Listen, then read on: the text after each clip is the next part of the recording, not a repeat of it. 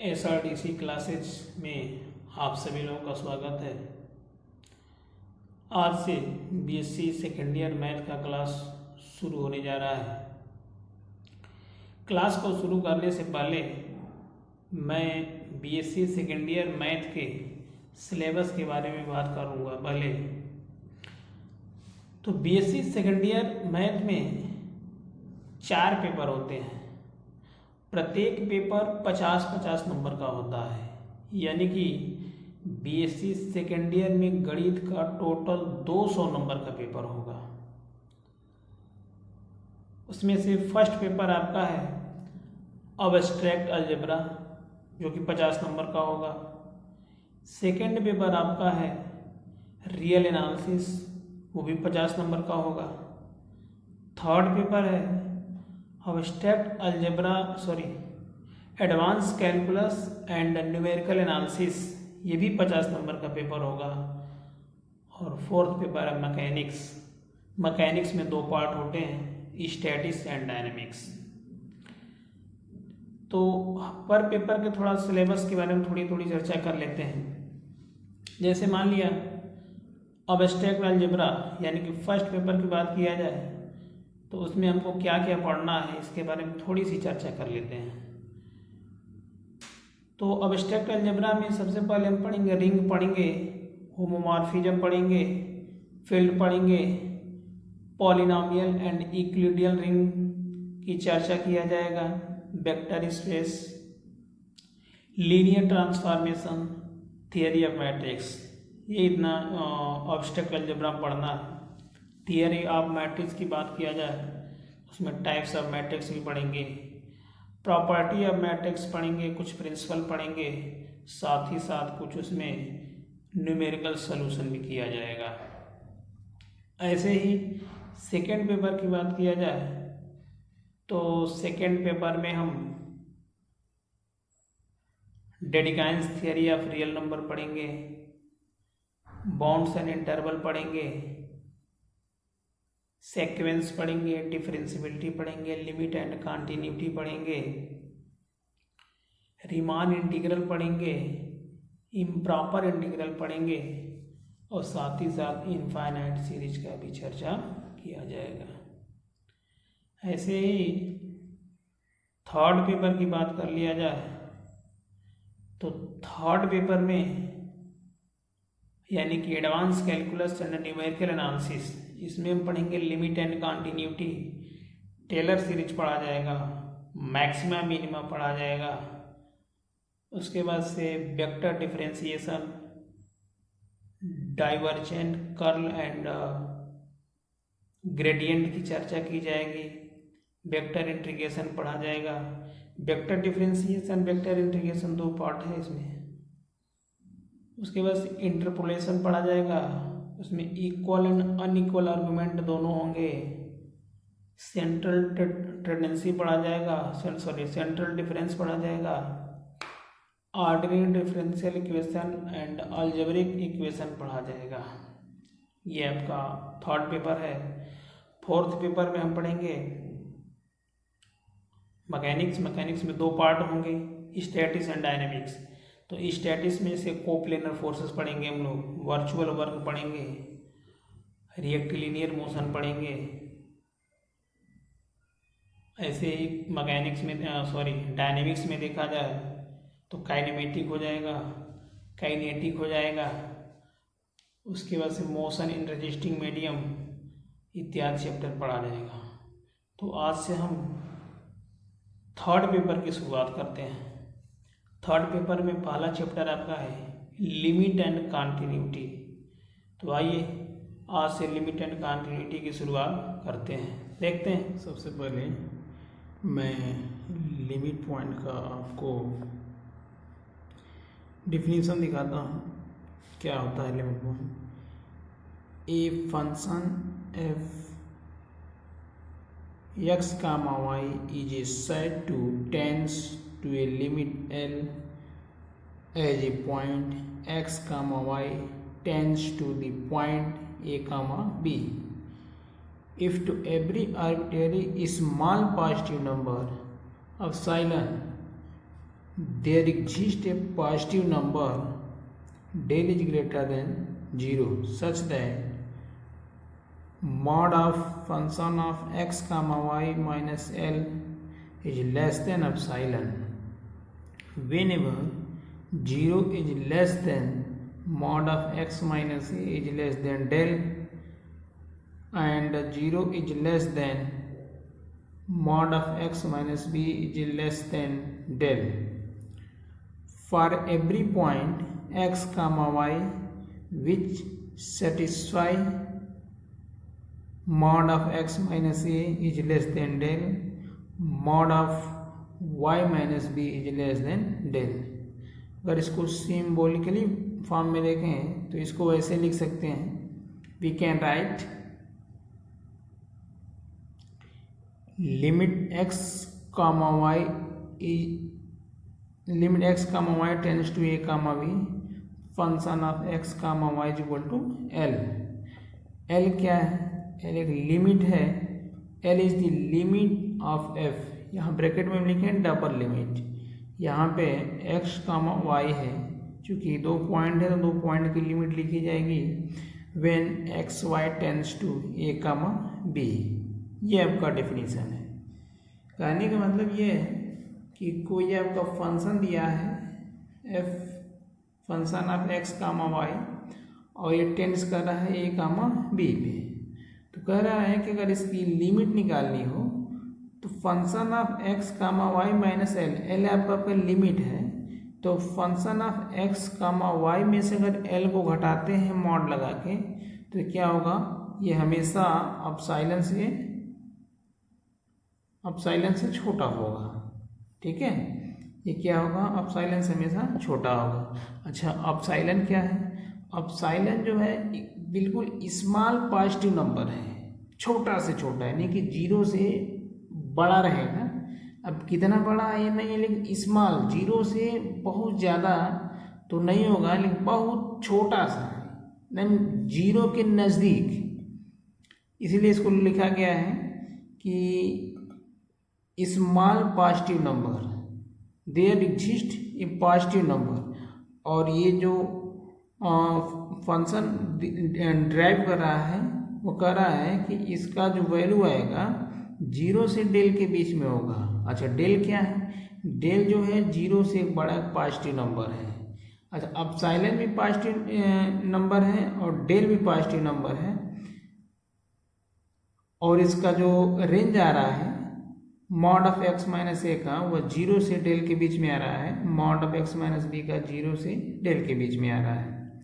और ये प्रत्येक पॉइंट के लिए, यानी कि x y के प्रत्येक पॉइंट के लिए सेटिस्फाई करना चाहिए कि mod of x minus a का जो वैल्यू आएगा वह डेल से छोटा होगा, mod of y minus b की जो वैल्यू आएगी वह डेल से छोटा होगा. क्लियर है? चलिए अब कुछ न्यूमेरिकल देखते हैं. एक एग्जाम्पल देखते हैं. इस एग्जाम्पल के थ्रू हम शो करेंगे कि ये लिमिट एग्जिस्ट करता है या नहीं करता है. ठीक है, तो देखते हैं. एग्जाम्पल दिया हुआ, let function of x comma y is equal to x square into y upon x पर power 4 plus y square, comma if x square plus x पर power 4 plus y square is not equal to 0. यानी कि ये condition तब आएगा जब denominator 0 ना हो. फिर आगे लिखा है function of x comma y equal to 0. ये 0 कब होगा? ये फंक्शन कह रहा है कि जब यदि x बराबर 0 हो जाए और y बराबर 0 हो जाए. तो ऐसे कंडीशन में हम इसका सलूशन कैसे निकालेंगे देखते हैं. If you approach the origin along any axis function of x comma y equal to 0. So any line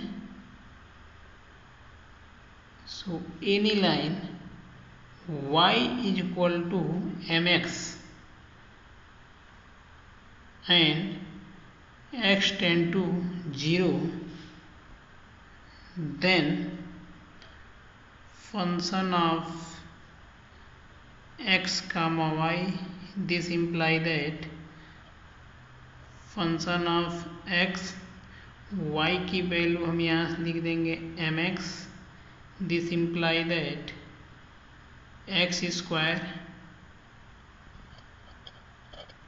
और यहाँ से y की वैल्यू क्या हो जाएगा mx, x पर पावर 4 प्लस y स्क्वायर की वैल्यू, y स्क्वायर है तो y का वैल्यू mx हो जाएगा, mx का होल स्क्वायर। तो ये आपका हो जाएगा mx पर पावर q, x पर power 4 plus m square x square. अब जरा यहाँ पे देखिए नॉमिनेटर एंड डिनोमिनेटर में x स्क्वायर कॉमन है, तो जब नॉमिनेटर एंड डिनोमिनेटर में x स्क्वायर कॉमन है तो जब x स्क्वायर ऊपर नीचे से कैंसिल कर देंगे तो आपका ये हो जाएगा function of x comma y equal to mx upon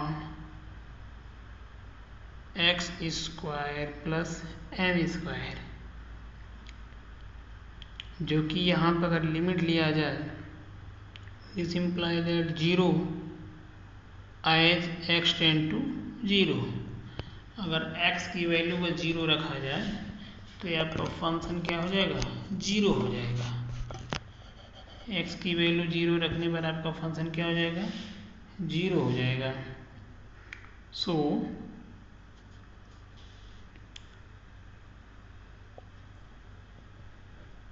any straight line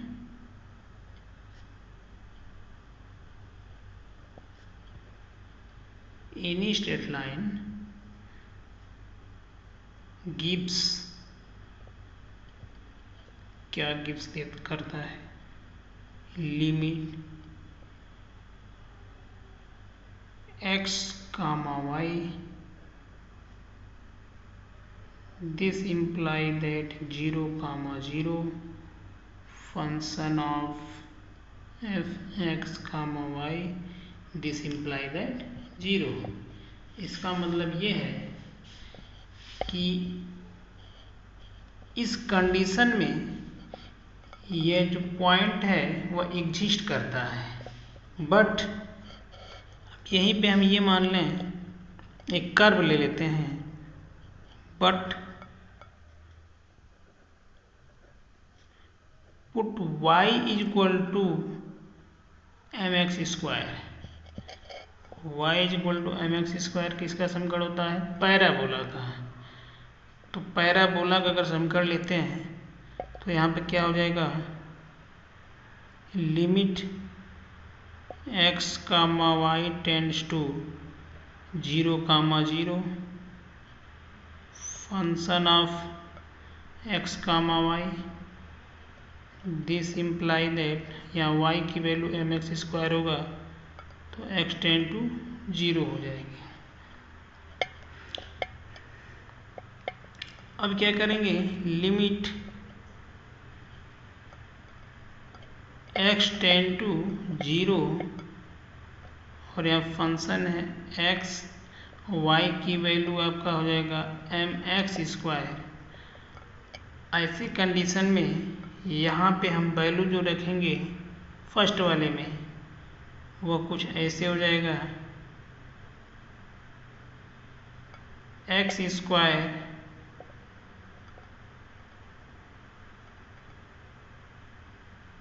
x square mx square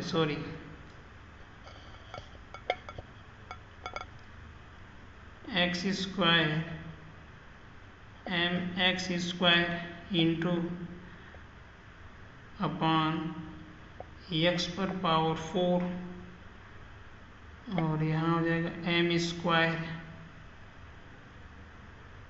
x पर power 4. This imply that m x पर पावर 4 एक्स पर power 4 plus m square power 4. अब यहाँ पे देखिए डिनोमिनेटर एंड नोमिनेटर दोनों में x पे पावर 4 कॉमन हो जाएगा, तो इसको काट देंगे. तो काट देंगे तो आपका बचेगा क्या, limit x comma y tends to 0 comma 0. This imply that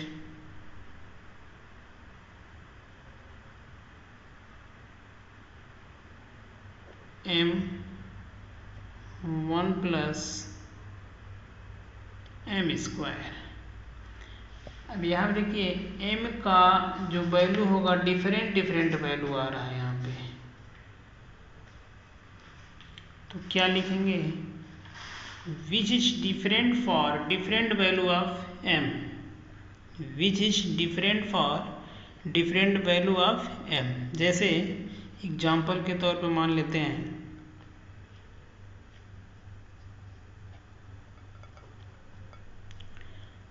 if यदि m इज इक्वल टू 1 ले लें देन तो ये लिमिट क्या हो जाएगी, 1 अपान 1 प्लस 1 का square. This imply that 1 plus 1 क्या हो जाएगा 2. अच्छा, एंड इफ m का वैल्यू अगर 2 ले लें देन क्या हो जाएगा 1 प्लस 2 का स्क्वायर, यानी कि 1 प्लस 2 2 जा 4. दिस इम्प्लाई दैट 1 अपान 5. इसका मतलब ये कि अगर y बराबर mx स्क्वायर ले रहे हैं तो ये एग्जिस्ट नहीं कर रहा है, तो हम लिख सकते हैं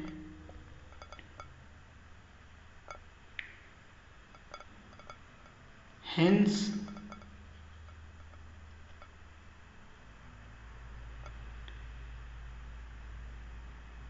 limit x comma y 0 comma 0